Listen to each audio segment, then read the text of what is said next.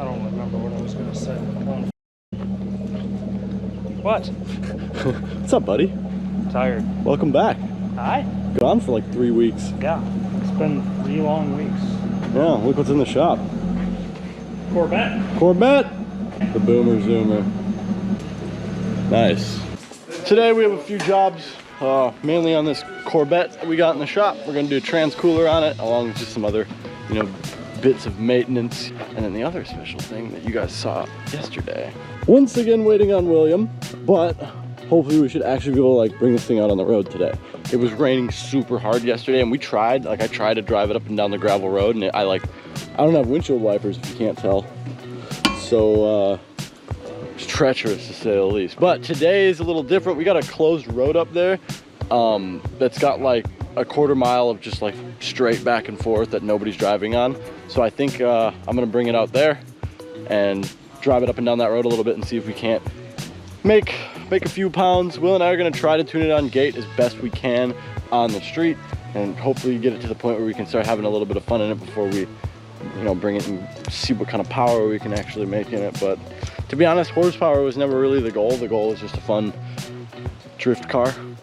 It's almost there. So while we wait for Will, I'm gonna clean that thing up. But otherwise, Jake brought a ton of stuff back from where we went. I don't know how many sets of wheels this dude needs, but here's another one. These ones have Mickeys on them. Yeah. Some ET Streets. I just sat on my nuts. How did that feel? For now, we're gonna get this Corvette up in the air, take a look at what problems need to be addressed right away, and then get to work on this oil cooler. So this is pretty cool. Figured I'd share this. Put these things on lifts is a little bit different than our normal procedure like we'd normally do with like the Super or something, where we've got, these little pads and these legs that sit on the end of our lift that support either, a pinch weld or like the frame of the car or a subframe, etc. Corvette, on a C5, you get these. Which looks really weird, but apparently you take the pucks off of the legs, like the factory ones for the lift, and these actually go into the frame rail and turn, and then you put just the bare leg of the lift on these, and like it holds. I mean, that's actually really cool. I almost wish my Supra did that, but I don't know, it seems like extra steps, but I think it's just because he was saying the car was so low. I figured I wanted to share that, just because I really want to show this for those of you who have never seen this. I just thought that was kind of weird. But she's sturdy. I mean, you can shake her around. She definitely ain't going anywhere. What I hate is how close they want the legs together. That's the only thing that's like weird to me, but nah, it ain't moving.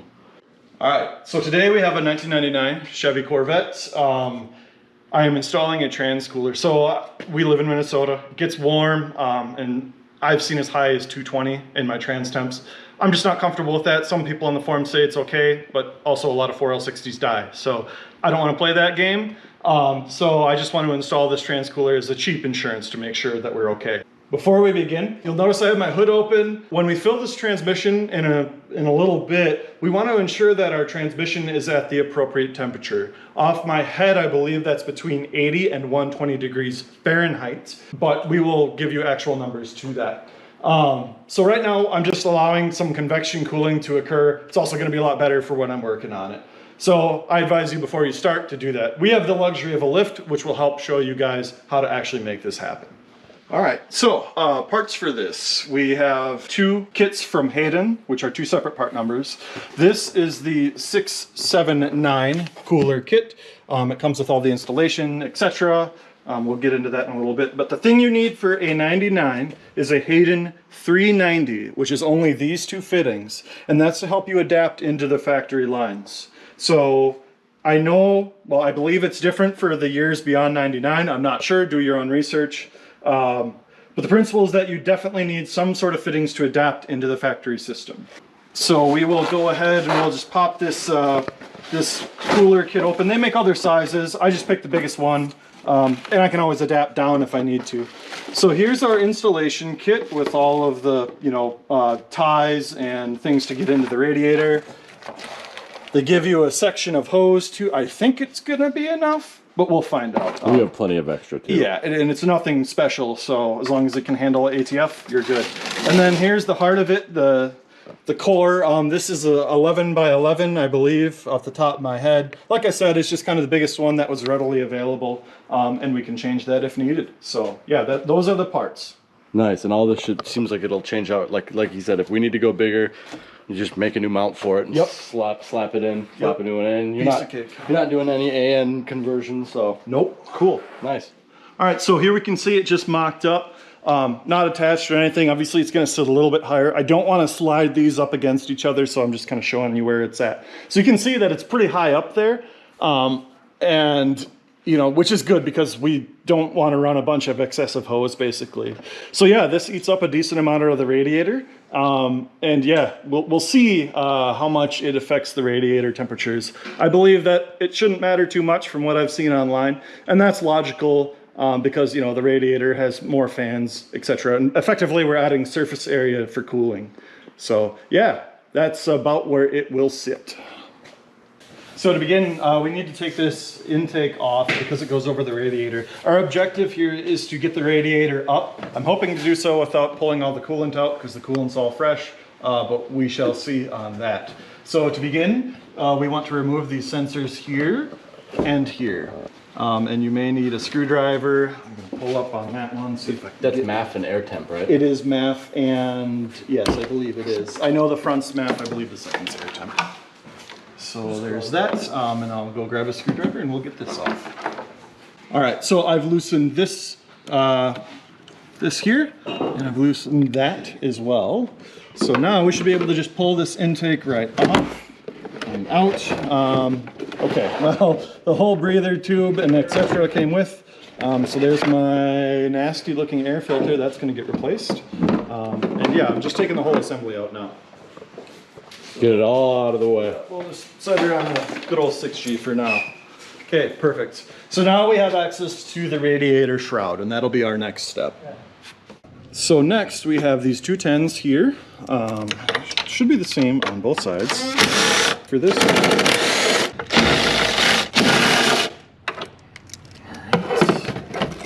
Now, should be able to take this right out. There we are. So now we can slide up our radiator and do what we need to do. It's also a good idea to clean your radiator at this time if there's a bunch of junk on it. And that's an easy visual inspection, so we don't need to get into that. It's my understanding that this radiator just slides right up. That is not the case, so we got some more to do. All right, so to get the AC condenser out of the radiator, there's some tabs attached to the radiator. And all you gotta do is kind of push up. I've already done it, but I just lightly pushed up on either side, and that was sufficient to unseat it from the radiator. And I can see my radiator's caked with gunk right now. So I'm gonna do my best to get that out, but I think we have enough clearance to attach our oil cooler, or our transmission cooler rather. And I think that's, you know, what I really am after here. So yeah, that should be it for now.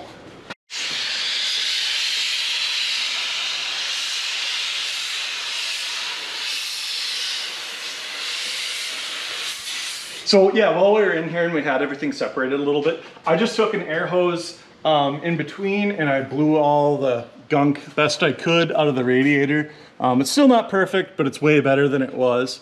This car only has 88,000 miles on it, so it's definitely bad if you haven't done it. Strongly advise.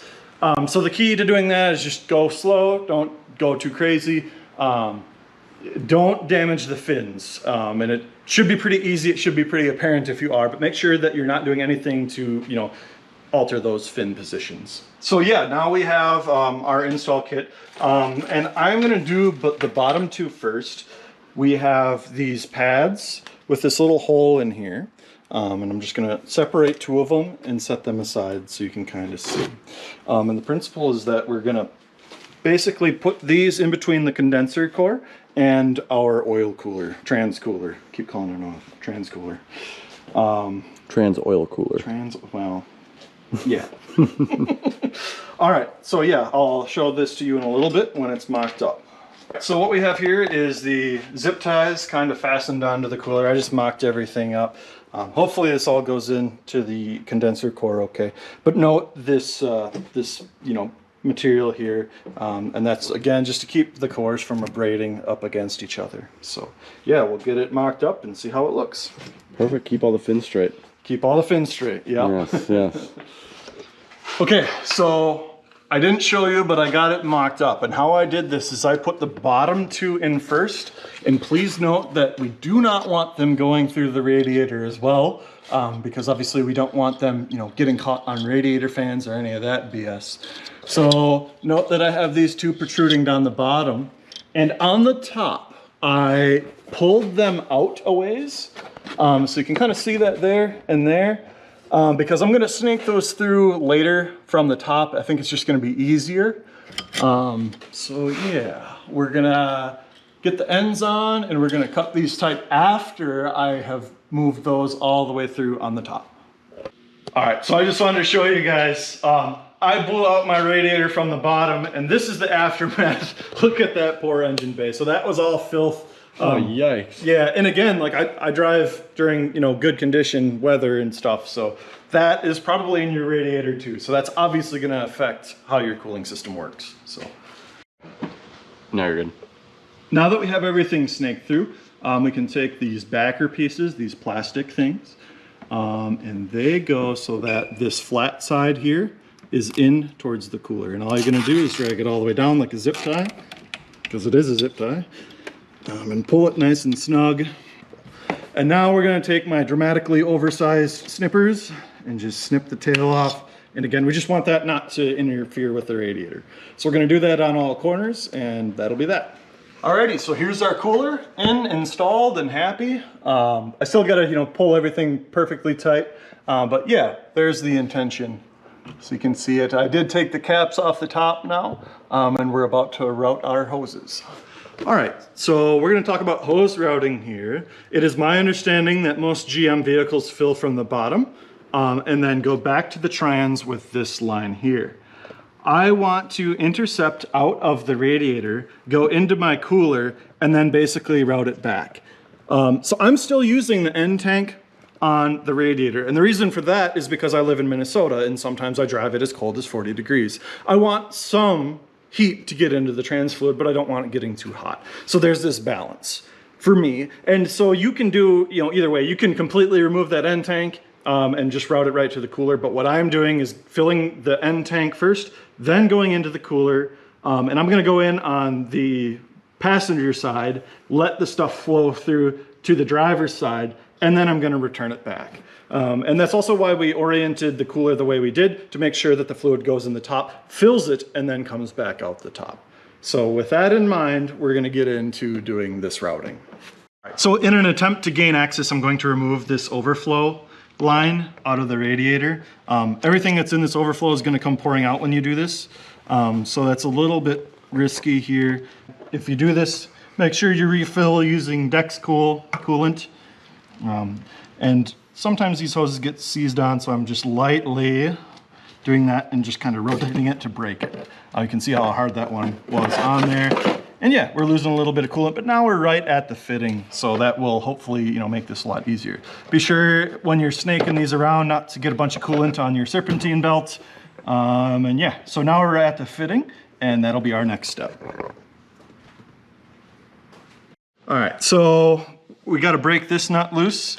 And I already did, but I'm using a 16, which doesn't seem right, but neither was a 15. 16 seems a little sloppy. It's probably some Imperial. My car's pretty rust-free and all that, so I was just a redneck about it. And we are pulling it off here, and I'm imagining some ATF is going to come out, and that's okay because we're going to fill it again later at the end of the process. All right, so as a precaution, I'm going to use just a little bit of Teflon tape. I don't know if this is ATF compatible or whatever, so I'm gonna go light on it. And so we want this fitting that can spin, and the male end goes into the radiator. Here we go, thread it on by hand, and it doesn't need to be too crazily tight here. Yeah,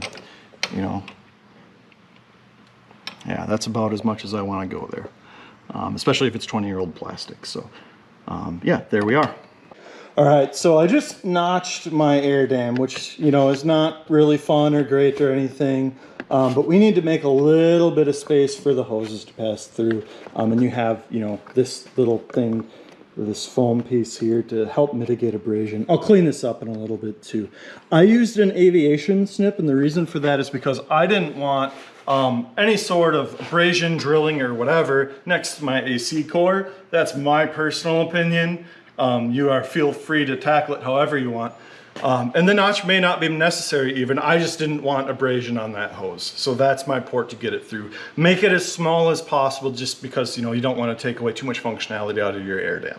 So I just routed my full length of hose up through here, and I'm gonna get my hose on and the hose clamp onto this here. You can see the hose actually protruding through the other end of the car. I'm doing it this way just because I want to be sure that I have given sufficient space. Making sure you could lubricate this with a little ATF beforehand. I'll probably make it easier. We'll do that, and then we'll get the hose clamp on so you can see that. So now that we've got that, I've routed the hose through the air dam, as you can see, and I've just kind of given myself, you know, a little bit extra hose here. I'm gonna take my trusty aviation snip and chop right through that. And before I put this on, I'm gonna do one other step that I will show you in a little bit here. Before we put all of this line on, what I'm gonna do is I'm gonna put some compressed air through it.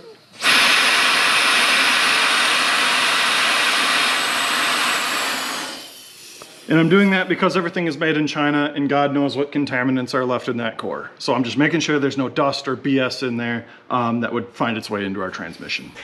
Okay, so now I have attached that hose with the hose clamp. The hose clamp is also on the other side. So this line is all good. And again, this fills from the radiator to the cooler.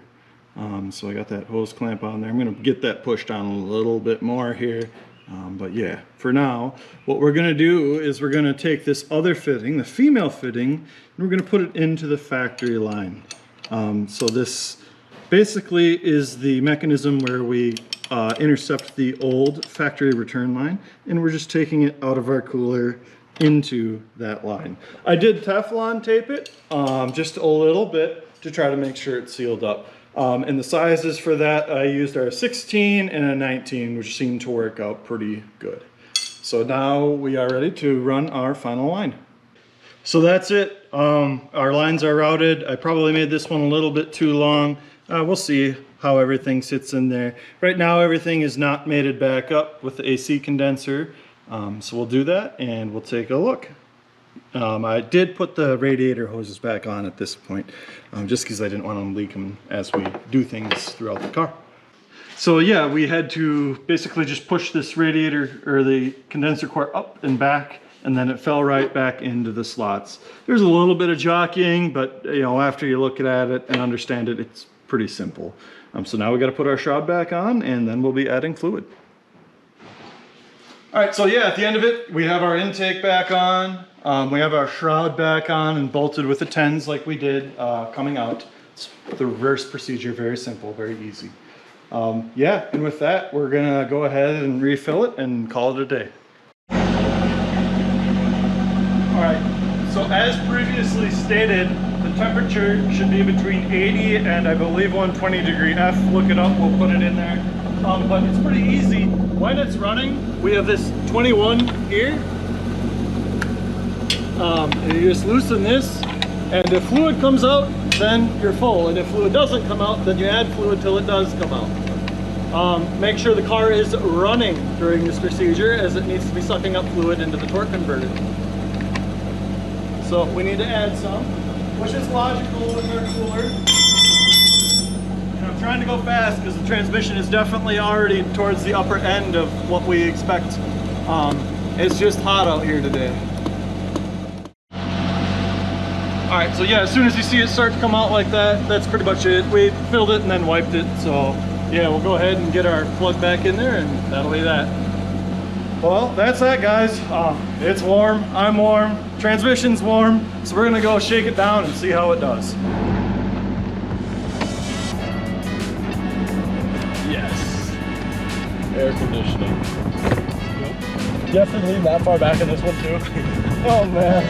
This one's like kind of worse than 3000s are too.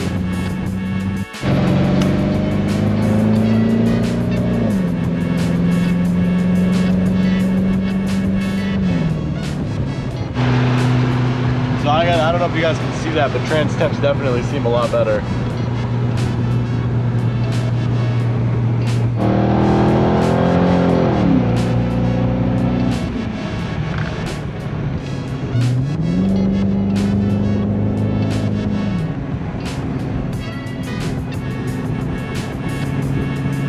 Alright, so we've been driving for about 30 minutes. It is 86 degrees outside right now. We've been romping on it pretty good too. And yeah, trans fluid 171 and rock steady. So made a huge improvement for sure. I'm quite pleased. You know, if anything, it's getting on the cooler side, but I'd much rather have that than too hot. So yeah, for now, this is the ticket. But that's a trans cooler install on a C5. If you guys have any questions, feel free to comment below. I'm always happy to help where and when I can. But that's going to be it for this one. Now that the Corvette's out of the shop, I think focus is going to shift to the Supra and the Quests for a little bit. But that's going to do it for this video. Thank you guys so much for watching. Like, comment, subscribe if you guys liked some of these how-tos. We're open to doing more of them, but gauge interest here. So like, comment, subscribe if you liked what you saw, and we'll see you guys next time.